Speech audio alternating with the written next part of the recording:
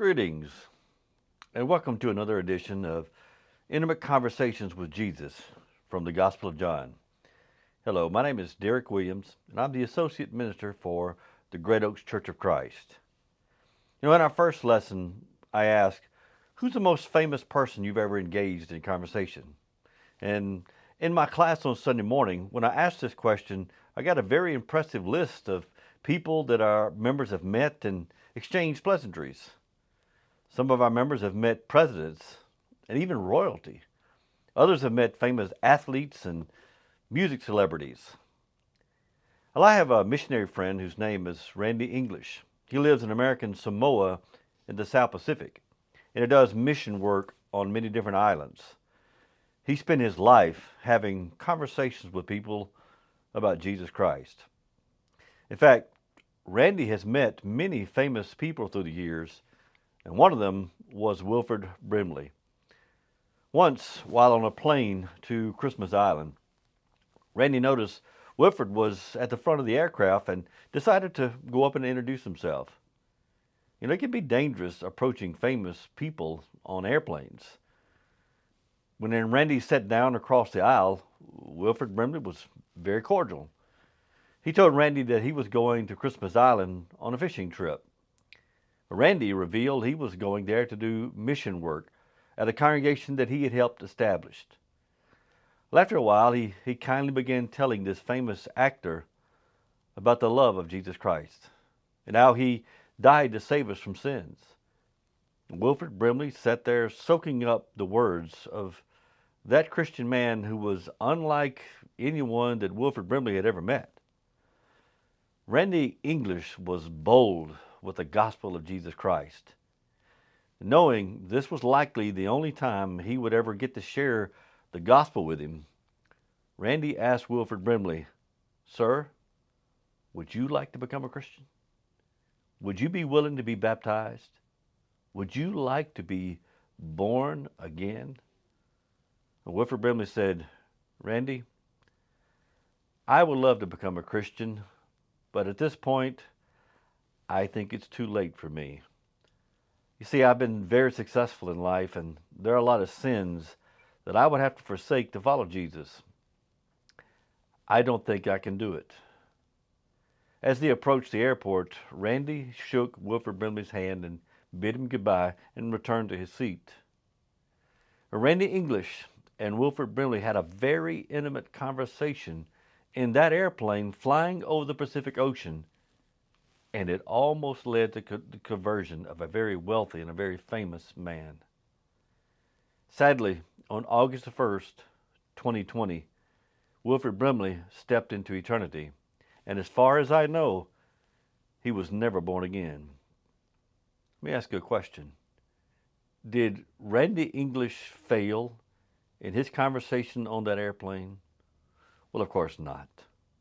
What was the sole requirement he had to fulfill? Randy had to be willing to have an intimate conversation with a famous and wealthy individual, and he did. Mission accomplished. What does the Lord ask of you and me? Well, we just have to be willing to have intimate conversations for Him and about Him. The Apostle Paul said in 1 Corinthians chapter 3, verse 6, "I planted the seed," talking about the seed of the gospel. "Apollos watered it, but God made it grow." Well, what was Randy doing in that conversation with Wilford Brimley?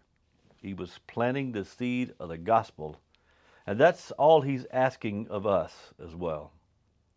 In this lesson, we're going to study from John chapter 3, verses 1 through 18, where Jesus had a conversation with a very prominent Jewish leader. These verses describe the encounter that Jesus had with Nicodemus, and the text shows us how to have a conversation with people who are very wealthy and famous. Do you think most Christians would do what Randy English did on that airplane flying over the Pacific? Well, my answer would be, sadly, no. Most of us would have been too timid. We would tell ourselves, well, Wilford Brimley doesn't want a stranger to bother him on an airplane. And yet, when Randy finished that conversation, That famous actor thanked him for taking the time to talk to him about his soul.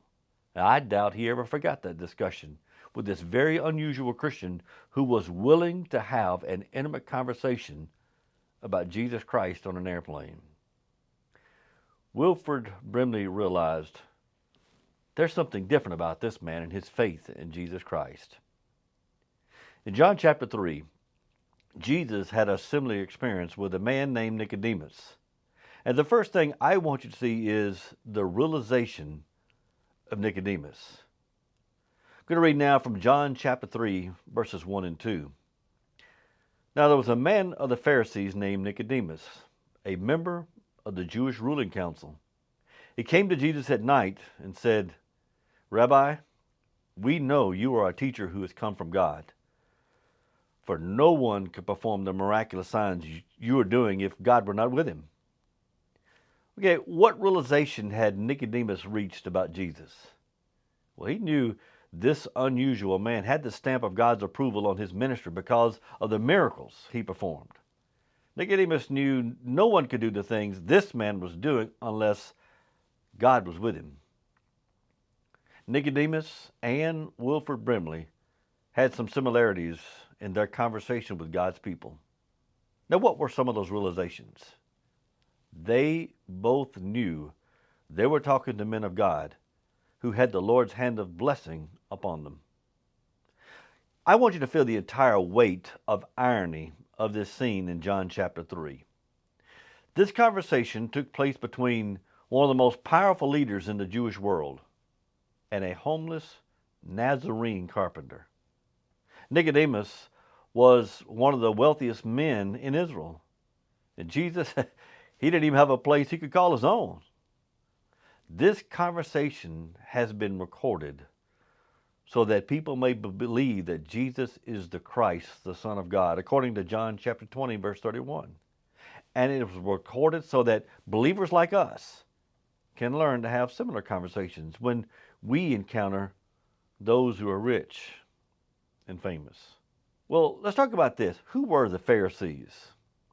Well, the Pharisees came into being sometime between 134 and 104 BC. And let me tell you why. During that period, many of the Jews were forsaking their Hebrew heritage and were adopting the new Greek modern culture. Many of the Jews were fitting in when they should have been standing out. The Pharisees saw this cultural collapse and separated themselves from those who were adopting the Greek way of life. You see, the word Pharisee means separated one. Now, most of the Jewish people, they loved the Pharisees for their commitment to the old Jewish way of life. Pharisees made good neighbors. They were the kind of people you would like to have living next door to you today. Now, Nicodemus was revealed to be a Pharisee in John chapter 3, verse 1. But not just any Pharisee. He was also a member of the Sanhedrin, which was the Jewish Supreme Court, as you see in verse 1. And Jesus called this man the teacher of Israel later in verse 10. Now consider these facts. Nicodemus was a Jew, one of tens of thousands.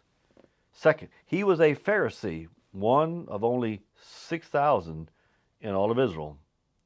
He was a member of the Sanhedrin. That means one of only 7. And he was a teacher of Israel, perhaps one of 1. Nicodemus was a powerful man, and he came to talk to Jesus. I want you to try to imagine what an opportunity this could have been for this young, rising preacher. Jesus was from a nothing town like Nazareth, and at that point, he didn't even have much of a following. Nicodemus, on the other hand, was rich, powerful. He was recognized on every street corner in Israel. What would it have done for Jesus' popularity among the people if he could get the approval of Nicodemus? I can just see the headlines now. The Nazarene and Nicodemus form new partnership. To have Nicodemus in your camp would have changed everything from a human point of view. It would have given Jesus a new sense of legitimacy among the public and among the powerful. We might say to Jesus, Lord, if you'll be really nice to this man, if you'll treat him with kid gloves, you stroke his mighty ego, then you might get a Pharisee following. Is that what we see Jesus doing? Well, absolutely not. Jesus did not extend the velvet glove of diplomacy. Instead, he took the gloves off and went bare knuckles. He didn't say, "What an honor it is to meet you, such an important man in Israel, Mr. Nicodemus." Jesus didn't even extend a greeting to this Pharisee. The Lord was all business from the beginning. Question: how did Jesus know how to deal with Nicodemus? If we look at the last verse of the previous chapter, we see this in John chapter 2, verse 25. Jesus knew what was in a man. You see, our Lord, he knew what was in the heart of this Pharisee. Jesus knew that Nicodemus had come to the realization about God's approval of his ministry. You and I, we don't have that supernatural ability that Jesus had to know what was in the heart of people when we engage them in conversation. However, we can learn from their reactions to Jesus. So, how do we know that Nicodemus was interested in learning more about Jesus in verses 1 and 2? Look at some facts. Number 1, Nicodemus came to talk to Jesus. Number 2, Nicodemus knew about the works of Jesus. And number 3, Nicodemus knew God was blessing this man's ministry.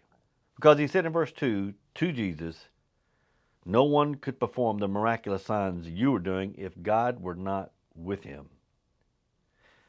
So how do you know when someone has realized you have something that may interest them concerning Jesus?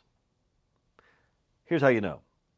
When a person asks you about your church, they may have realized that you have something that interests them. Number 2, when a person asks about you or about what the Bible teaches about a controversial subject, they may have realized that you have something that interests them. Number 3, when a person mentions, say, some good deed that you are doing, or you're doing it with the church, they may have realized that you have something that identifies you as being blessed by God. The teacher of Israel realized that Jesus was someone special, and his curiosity led him to this conversation. Nicodemus knew God was working in the life of this Nazarene carpenter. When you have people who notice that God is working in your life, they'll be curious about you as well. When someone asks you a question about your faith, it's likely that they've seen something that has stirred a desire to have more knowledge. Well, what do you do then? Well, 1 Peter chapter 3, verse 15 says, "Always be prepared to give an answer to everyone who asks you, to give the reason for the hope that you have, but do this with gentleness and respect." I'm glad that Jesus spoke to Nicodemus about the need for the new birth in verse 3. This man was the teacher of Israel, a doctor of the law, a Pharisee, a member of the Jewish Supreme Court. I'm glad he didn't have this conversation with a sinful woman at the well in John chapter 4, or with that tiny tax collector who was a thief named Zacchaeus. If Jesus had saved this teaching about the new birth for publicans and prostitutes, people have been tempted to say, "Oh yes, those outcasts, they need to be saved. But I'm a moral man like Nicodemus. I don't need to be converted to Christ." You see, Nicodemus was one of the best specimens of humanity in all of Israel. In fact, in all the world. There was nothing on the docket against Nicodemus. And yet the first words Jesus said to this upstanding moral giant was, "Nicodemus, you need to be saved. You need to be saved from sin, Nicodemus. You must be born again." What should we learn from this first reaction of Jesus to Nicodemus in this conversation? Well, we should learn that Nicodemus was a good man, but he needed to be saved just like the woman at the well, who had 5 divorced husbands and was living with man number 6. Jesus, the great physician, knew what was in the heart of Nicodemus, a Pharisee, the teacher of Israel. He also knew what we read in Romans chapter 3, verse 10, which says, there is no one righteous, not even one. And that included Nicodemus and includes the best person you've ever known. That deals with the realization of Nicodemus. Next time, we're going to continue this study entitled Speaking of Heavenly Things to learn more about the intimate conversations of Jesus from the Gospel of John with this very prominent Pharisee named Nicodemus. Hope you'll join us then.